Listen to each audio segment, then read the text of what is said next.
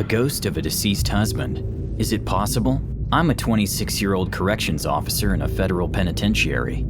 I'm physically fit and exercise regularly. I'm not muscular, but I am strong. I don't smoke and only occasionally drink. I maintain a healthy lifestyle. I work my night shift in my rotation, but otherwise I sleep regularly. I give you this background so you will know that I'm not suffering from overstress or sleep deprivation. Working in a corrections facility for 5 years, I've had some crazy experiences that would stretch the imagination of people who work on the outside. Some of the incidents have verged on the supernatural, but I know the difference. I am a skeptic when it comes to the paranormal. I don't believe in ghosts, or didn't. All that has changed now. I worked the night shift on the maximum security unit a few months back. It was just past 1 in the morning, and my partner was on break. It was a routine and quiet night, so I was relaxed at the monitors in the glass cage that was the control post in the unit. I had a Clive Cussler novel to pass the time and could watch the monitors above the book. Any movement on the monitors I would see. Now, anyone who has worked prisons or night shift security knows that shadows take shape and move that will catch your attention. Strange things just seem to appear from nowhere. Unexplained sounds are also picked up by the cameras. Most officers just chalk it up to the late hour, and we have been isolated for many hours. We just ignore these aberrations. This night, I'm reading Aztec Gold, and above the pages on the monitor, I see movement on one of the cameras. I quickly scan all the cells, and all looks good. I pick my book up again and begin to read. I see movement again on a different camera in the periphery of my eye. Then, there it was on a different camera. Every time I looked at a camera, the movement came on a different monitor. When I say movement, it isn't like a man moving. It was as if something unseen was moving. It felt like it went on for an hour, but it was probably just a minute. Then it stopped. I gather my wits, take a deep breath, and think it is just my imagination. Here is where it starts to get spooky. I had gone back to reading Clive Cussler. It had only been an hour since the apparitions on the monitors when an enormous black shape appeared in front of the control post window. It was there no more than a second, and then it disappeared. I have to admit I was utterly shaken. My nerves were shooting like rockets, and I could hardly maintain my composure. My partner returned to the control post before heading to his position on the main corridor. I take his arm and pull him close to speak in a whisper. I told him what had just happened. He thought I was just telling him scary stories, and he laughed, which relieved some tension, so I laughed as well. He went to his post, and I tried to convince myself it was from being tired and isolated in the control room all night. As I was rotating off the maximum security wing, a female inmate on the segregation wing next to the control center began to scream bloody murder. I radio my partner to return to investigate. I watched and listened on the monitor. It wasn't clear what she was screaming, but I could make out the words, "Help me, he's going to kill me, don't let him in." She is hysterical and throws herself against the steel door with such force I feared she would hurt herself trying to break out of her cell. My partner speaks to her calmly and explains that she is safe and secure in her cell. No one can get to her. We're watching out for her so she can sleep. She did not let up her delirium. "He's behind you. It's my husband, and he's here to murder me. He's right behind you." My partner is riveted to the floor, staring at the crazed woman. She has a raw animal terror in her eyes. He knows no one is behind him, but he can feel a palpable entity and energy around him. He told me in confidence the next day that he was so scared. It felt so real that he could feel the breath of whatever it was. Ultimately, he got the woman to calm down. When she was clearly speaking again, she told him that when she's bad, her husband comes and beats her as he did when they were at home together. She said it always begins with a nightmare, and then his presence comes to wherever she is. I promised her I would arrange for the facility's psychologist and the healthcare team to see her first thing in the morning. She calms even more and is soon asleep on her bunk. My partner returned to his post, and the rest of the night was uneventful. The following day, my partner did some digging in the files. As it turns out, the inmate was in for the murder of her husband. He was violent and abusive with her. At some point, she snapped and killed him in cold blood. The report showed her husband as a large man, well over 6 feet, and weighing over 280 pounds. Both my partner and I concurred that the black shadow that haunted us was about that size, if it were real. I'm convinced it was the ghost of her deceased husband.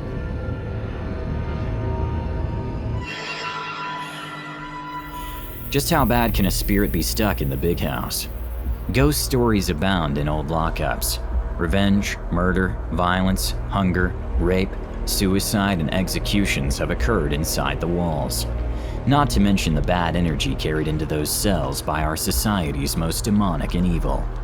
There are bound to be morbid spirits lingering to haunt the corridors and cells, if not in reality in the stories and minds of the inmates. And yes, the prison guards too. I know, I'm one of them. The prison locks down at 11 p.m. every night, 7 days a week, 365 days a year. Everyone in their cell lights dimmed.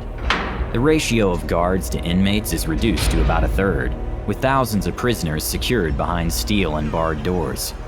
I've never truly believed in the paranormal, but many mysterious unexplained phenomena have been occurring. This week it has been especially active. Both my colleague prison guards and I have experienced scary supernatural stuff. After lights out, the unexplainable has been most detectable. The guard assignments usually patrol 2 adjacent wings at night.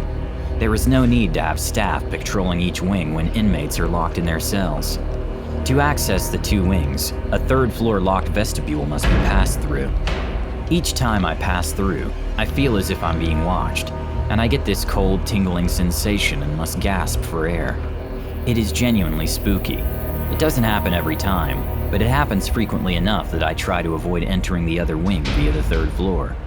Once in the wing, there's a haunted spot on the stairs when you come down from the 3rd level. You make the turn halfway down, and on that landing, there is a horrible and claustrophobic feeling of being suffocated. On many patrols, I've gotten to that point and felt trapped by a group of inmates. But of course, every cell is locked. The entire block is locked down, with no one allowed in or out until morning. I've never seen anyone or anything there, but I feel like I'm walking through a gang. I've also heard sounds, not voices, just strange whisper sounds. Now understand, it isn't in a quiet environment. I hear this. A prison, even after lights out, is a noisy place. I've never spoken to any of my colleagues about this. Being a prison guard with hardened criminals to reveal that you're spooked by nothing is a surefire way to take a beating. After my round of the wing, I stepped into the staff restroom. It's always locked, so only guards and penitentiary staff are allowed there. There was another guard in there, and I guess I entered pretty silently and it frightened him. We joked I was a ghost. He, at that moment, admitted that he had seen ghosts on the ward. He looked at me and knew from my expression that I had also had experiences. He asked if I had ever encountered anything on floor 3, in the vestibule between the wings. I asked him if he had any encounters on the stair landing between the floors. He acknowledged that he always felt someone was watching him as he went down those stairs. And yes, he felt a crushing on his lungs that caused him to gasp. I felt some relief that someone else had similar experiences in the prison. When morning came, I told the incoming staff how I frightened the guard on the night shift with me, and he thought I was the ghost from floor 3. And as it turned out, many others had felt the same thing.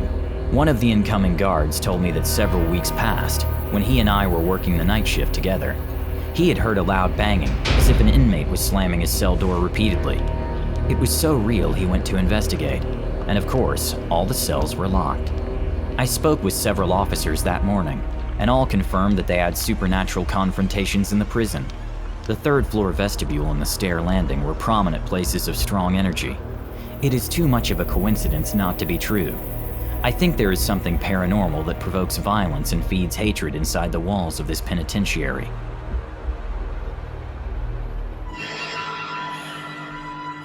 I worked in a military detention camp many years ago as a guard. We housed extremely dangerous domestic and foreign soldiers not processed through the customary judiciary courts, but through the military courts. This detention camp was on a United States military base, but not in the United States. The most famous of these prisons is the Guantanamo Bay Detention Camp. Detention camp is the sanitized nomenclature for a maximum security prison. It's easier for the public to digest. And being outside the US border, less gentle tactics can be used on the incarcerated. Our shifts were grueling, as we were locked in with the prisoners for 24 hours, rotating on and off. But even off when on the inside, you were still on call on critical notice.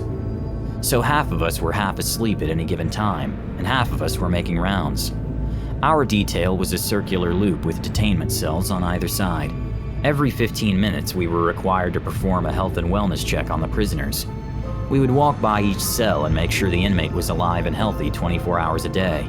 Each cell had a security light that never went out. At night, it would be dimmed, but it was always on so we could visually inspect the cell. I remember one inmate in particular. He indeed wasn't mentally sound. About why he was with us, I don't know. As with all the prisoners, we had no information as to why they were housed with us, other than they were all extremely dangerous. The inmate drew pictures all day, screamed all night, and threw punches wildly in the air all the time. One night we had a cell extraction called in on him. He was clawing his flesh with his fingernails and covered in his own blood. He had taken his pencil, which he had been using for drawing, dipping the tip into his blood, and drawing demonic symbols on his cell walls. It was as if he was possessed. He worked frantically, tearing at his flesh as he worked to cover the cell walls. We restrained him in a jacket, and medical was with him on the spot. I did a cell search for any possible contraband, which in this prison was highly unlikely anything would be found, but we wanted to make sure he hadn't ingested any drugs. Inside the cell were as many drawings on paper he was provided. His sketches were elementary childlike stick drawings of his brother and him playing games. In each drawing was also a menacing silhouette of a person. It was just a gray shadow in each picture, like what you would see in an old comic book. His name and his brother's name were above each stick figure, and the words, "Dark One," were over the aberration.